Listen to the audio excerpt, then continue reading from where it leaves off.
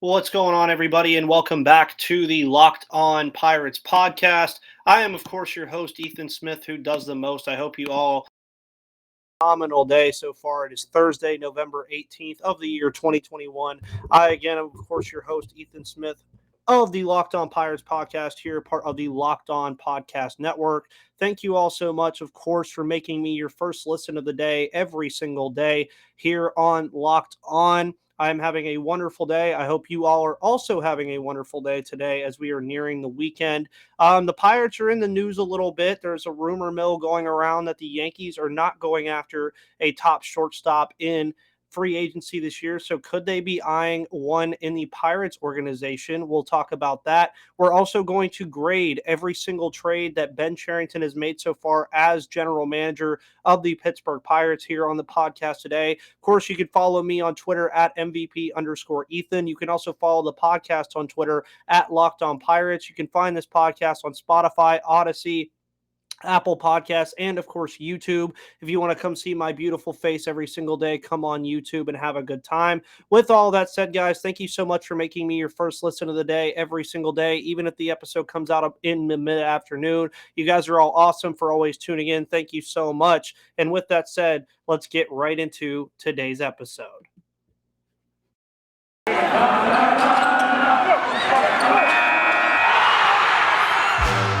You are Locked On Pirates, your daily Pittsburgh Pirates podcast. Part of the Locked On Podcast Network, your team every day.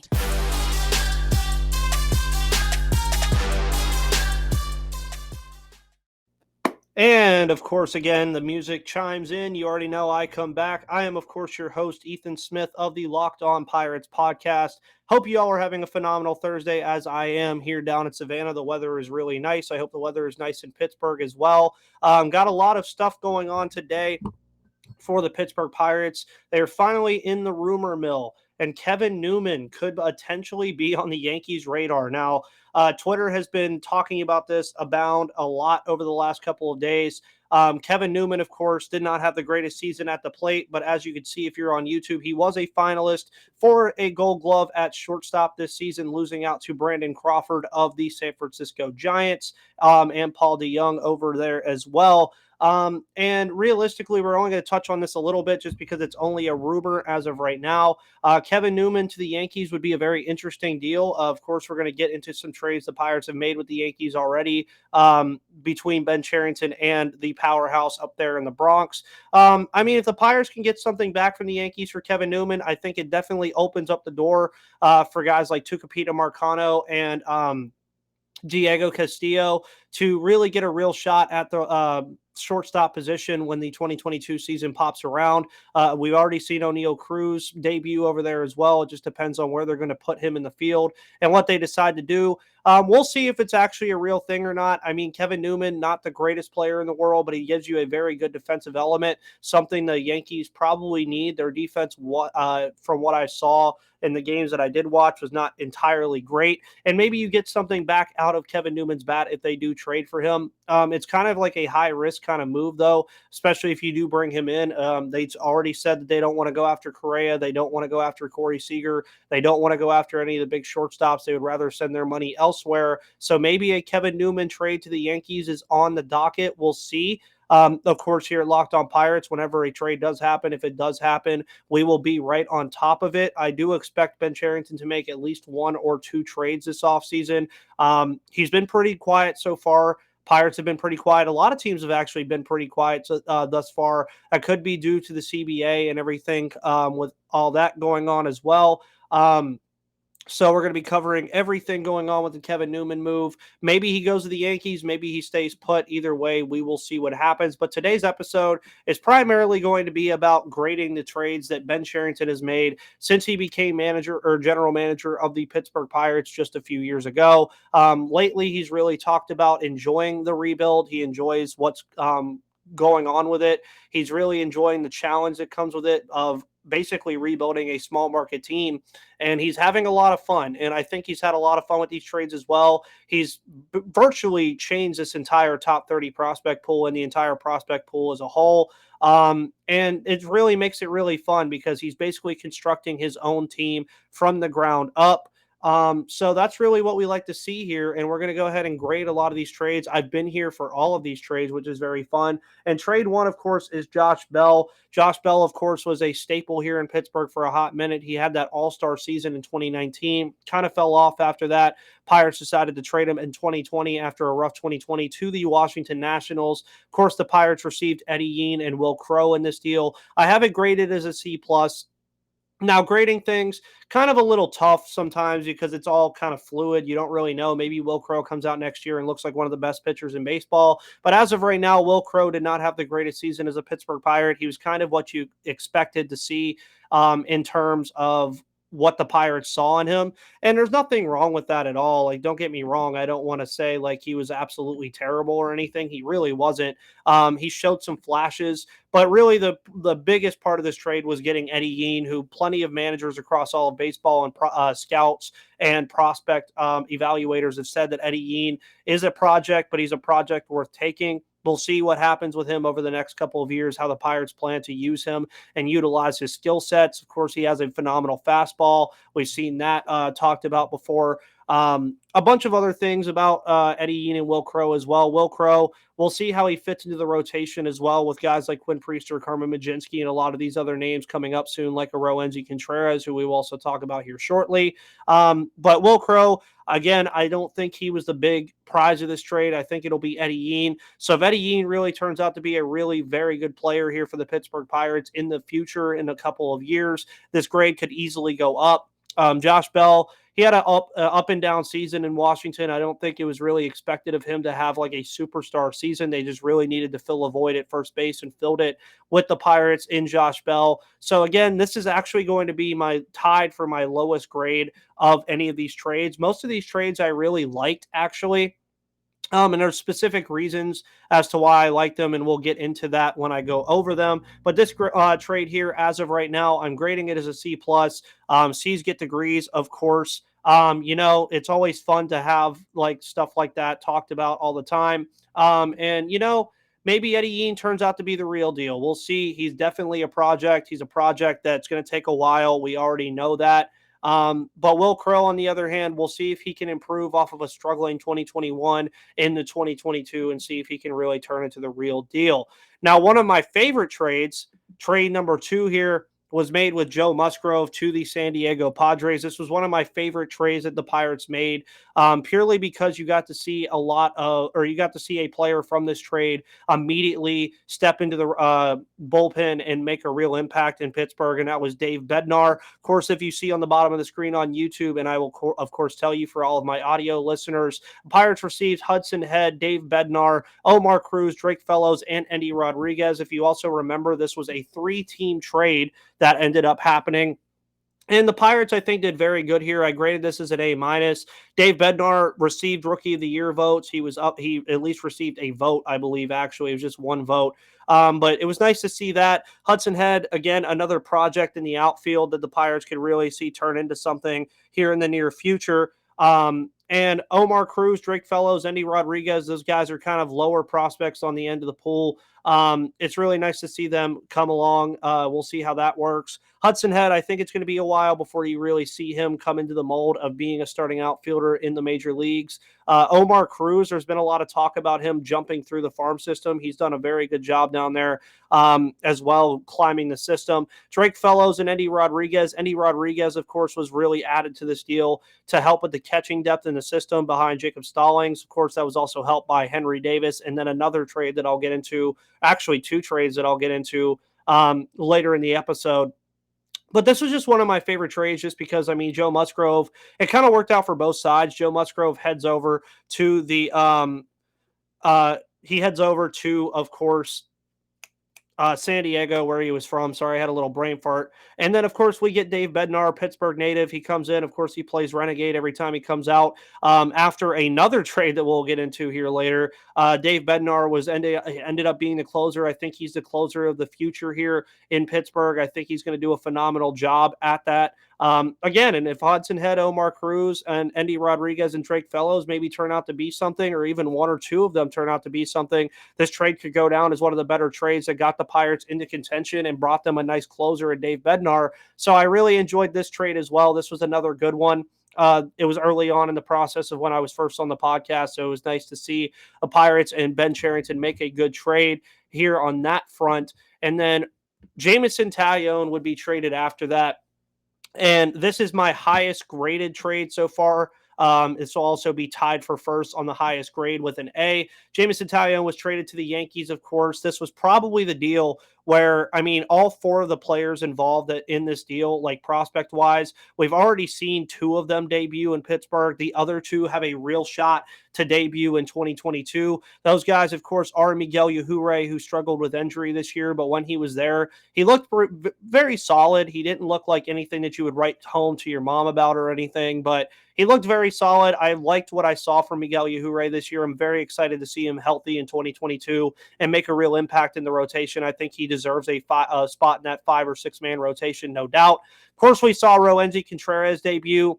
Of course, Arizona Fall League, he was just absolutely phenomenal there. He was phenomenal in Altoona and Indianapolis for the entire season in the minor leagues. He turned into a top 100 prospect right under our arms. So he was a phenomenal pickup. I think he's the best acquisition from this trade so far, and I think he will be the best acquisition from this trade, especially on the front of the fact of how much upside he has. I think he's definitely going to come back in 2022. I don't think they debuted him just to see him once. I think you'll see him in June or July whenever he gets fresh again in AAA in Indianapolis. I think Roansy Contreras is arguably the best pitching prospect in this entire system, alongside Quinn Priester and those other guys as well. So the Pirates getting him here, especially for Jameson Taillon, who had an up and down season for the New York Yankees, was a total win. Caden Smith-Njigba, I think he's going to do a phenomenal job when he comes up as well. He really climbed the ranks from Altoona to Indianapolis as well this year. I think he has a real shot to debut in 2022 alongside Travis Swaggerty and Cal Mitchell. Kanan Smith-Njigba, of course, his brother Jackson Smith-Njigba has been doing very well in Ohio State. So I think Kanan is going to want to one-up his brother at the major league level. I think he's going to do a very solid job here at the major league level. He has some power. He's a very good fielder as well. He's a very good corner outfielder, something the Pirates really need. And I think he's going to be a phenomenal addition to this team when he gets here. And then another guy in the middle infield that can make a real impact in 2022 that I mention all the time on this podcast, Mike Eliscado. He's another guy I think you could really see get a shot here in Pittsburgh in 2022 at some point. Of course, there's a lot of names from trades and even in the system that are going to get shots here in the middle infield with all the guys that are there. But I think Mike Eliscado offers a unique skill set to the point where he can go anywhere on the field pretty much. His bat will come along, I think. But again, all four of those names are guys that you could see on the field in PNC Park in 2022. After only about a year and a half difference from trading for Jameson Taillon. That trade was made in January. So it'll be a little bit over a year, about a year and a half by the time I think you see all four of these guys on the 40-man roster.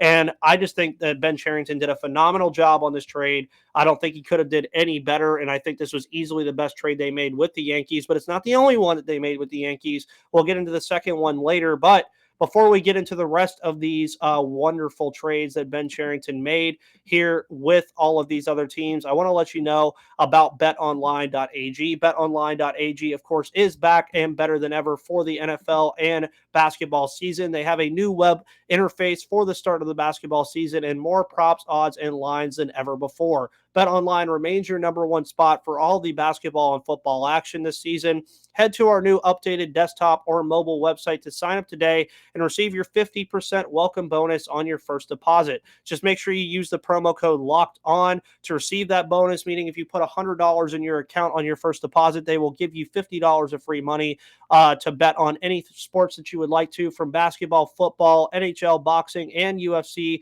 right to your favorite Vegas casino games. Don't wait to take advantage of all of the amazing offers available for the 2021 season. Bet Online is the fastest and easiest way to bet on all of your favorite sports. Bet Online is where the game starts. So we went over 3 trades right before we went to kind of a break right there. But then we get to those were 3 trades that were made in the offseason in 2020. Of course, again, I expect Cherington to make at least one deal here in the offseason. We'll see when it comes. We'll see if it even does come. Maybe he doesn't make a trade. Maybe he's happy with what he has and just adds through free agency. But then we get into the multitude of trades that he made in the 2021 season right before the deadline. And the first, of course, is Adam Frazier. Adam Frazier had a phenomenal year. He was an all-star in the National League, a starting out all-star, by the way. And the San Diego Padres swooped in, picked up Adam Frazier. I, of course, when the trade was made, did not expect it to be the San Diego Padres. I thought that he would end up being a Los Angeles Dodger or a New York Yankee, especially because the New York Yankees had trouble with their left-handed hitters this year. I really thought that Adam Frazier was going to be their guy. But San Diego swooped in, and the Pirates, of course, received Tucupita Marcano, who can make his debut in 2022 in the middle infield or wherever because he's a super utility player. Michel Milano, a lot of people like to call him Mitchell Milano, but his name is actually Michel Milano. And outfielder Jack Sawinski. Of course, Milano and Sawinski are going to be a little bit farther down the road, I believe. They're going to be guys that you're going to have to wait and see for a little bit. But Tucupita Marcano was kind of the prize of this trade. He actually had an extra base hit against the Pirates early on in the 2021 season. Adam Frazier took a dip for the San Diego Padres at the time. Whenever they did trade him, they were trying to push for the playoffs, ended up missing the playoffs and finishing under 500, actually. And Adam Frazier just was a kind of a big part of that because he really didn't ever get his bat going in San Diego like he had it going in Pittsburgh, where he was almost consistently leading the league in hits and batting average alongside Brian Reynolds and Nicholas Castellanos. But I still gave this trade a B plus just because I thought it was the right move to move Adam Frazier. I thought if they would have held on to him, it would have been a major mistake. And they decided to hold on to or trade him away. If they would have decided to keep him, it would have won the Pirates a couple more games, I think. But winning them betting games wouldn't have done much for the Pirates. It didn't really change anything. They weren't going to be in playoff contention with Frazier or without him. And I'm excited to see what Marcano offers. I think they're going to really test him in the middle infield, and they're really going to potentially use him in the corner outfield areas as well. So that's something that you could expect from the Pittsburgh Pirates here in 2022. And that's the thing I love about a lot of these trades is a lot of these trades that were made are featuring guys that are really going to be available in 2022 and even 2023 at the earliest. And some of these guys you've already seen play, and a lot of these guys, they didn't of course, they didn't come out and look like world beaters, but they looked like very good players that were very good returns in these deals. And now we get into one that was a little smaller that a lot of people don't really probably remember, and that was the Braden Ogle trade. This was kind of in the midst of the Tyler Anderson stuff, where Tyler Anderson was originally going to be a Philadelphia Philly, and they decided to back out of the deal. Abraham Gutierrez, who the Pirates received in this deal from Braden Ogle, was originally in the deal for Tyler Anderson for the Phillies. So they still got their guy, got some needed catching depth in the system alongside Henry Davis and some other guys who we'll also get into as well, like Henry Davis, Andy Rodriguez, Jacob Stallings, Michael Perez, Arden Paps, those kind of guys as well. But there was one other catcher who we'll get into in one of the deals later that was also involved in these trades that helped with the catcher depth. That's really all this was for. Braden Ogle was a solid reliever. I don't really know how he did in Philadelphia. I didn't really ask Dan last week, and I didn't peep up too much with it. So I gave this a C+. Abraham Gutierrez, really just kind of a depth center or catcher in the system. We'll see if he develops at all. There's always the chance for catchers to develop, even defensively. So I think that's really what they need to focus on for Gutierrez is just making him a solid defensive catcher. Maybe he can be a backup to Henry Davis or Andy Rodriguez in the future, but not too much to talk about with this trade realistically. Braden Ogle went to the Phillies. They needed pitching help. That's what they got. Now we go to the trade that I also really enjoyed and had some immediate impact. It was the trade with the World Series Atlanta Braves to send Richard Rodriguez, who was one of the better closers of the entire season in the first half of the year.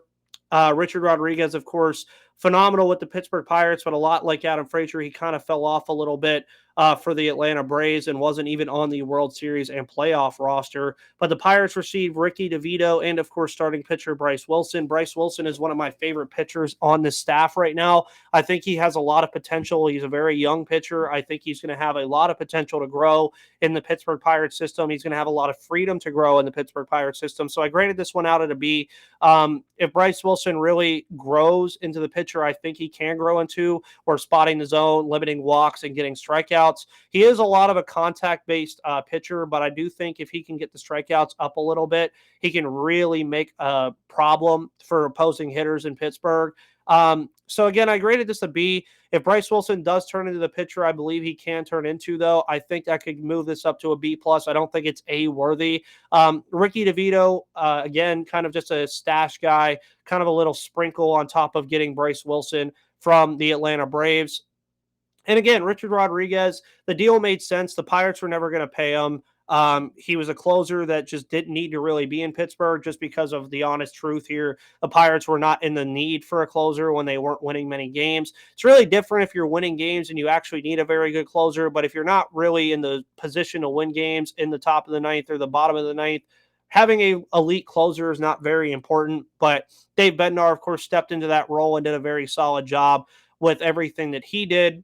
And Richard Rodriguez, of course, phenomenal player. I loved him. I didn't want the Pirates to trade him at first, but then seeing that they got Bryce Wilson out of it, I really enjoyed seeing them bring him in. And that was a very solid trade as well that was also made before the trade deadline. And then yet another pitcher. The rest of these were pitchers for the Pittsburgh Pirates, by the way. Of course, we move on to the Tyler Anderson deal to the Seattle Mariners. He was this close to getting the Mariners to the playoffs, but they fell just short. Of course, the Pirates received Carter Benz and pitcher Joaquin Tejada in this deal. I don't actually remember if he's a pitcher. I will look that up for you. But he may actually be a shortstop, if I'm not mistaken. But, of course, Carter Benz, a catcher in the system for the Seattle Mariners, yet another catcher.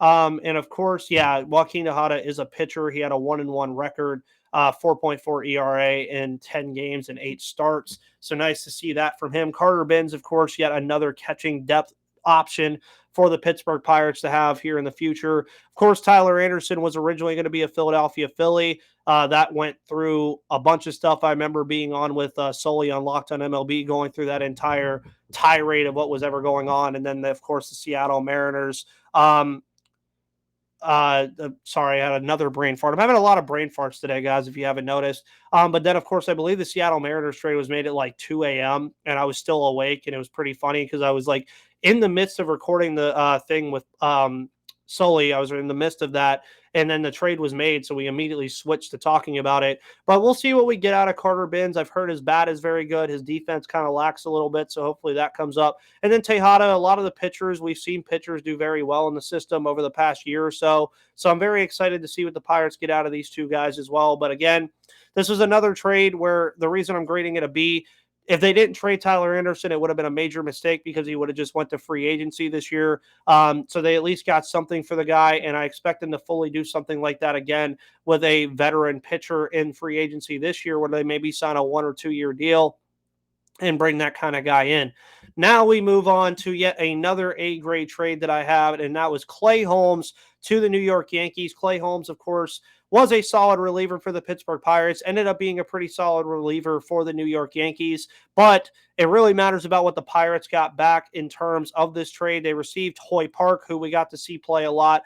Yankees fans were actually very upset that they traded Hoy Park at the time, which I found hilarious because he wasn't getting any time with the New York Yankees. And they also got Diego Castillo. Diego Castillo is a very interesting player to keep your eye on in spring training in March of 2021 because, again, I always mention the middle infield and the amount of opportunities that are going to be available in that middle infield. And Diego Castillo has a real shot of making his name known. And the fact that the Pirates received him for a relief pitcher along with Hoy Park, who also had his moments in Pittsburgh as well already, I graded this out as an A.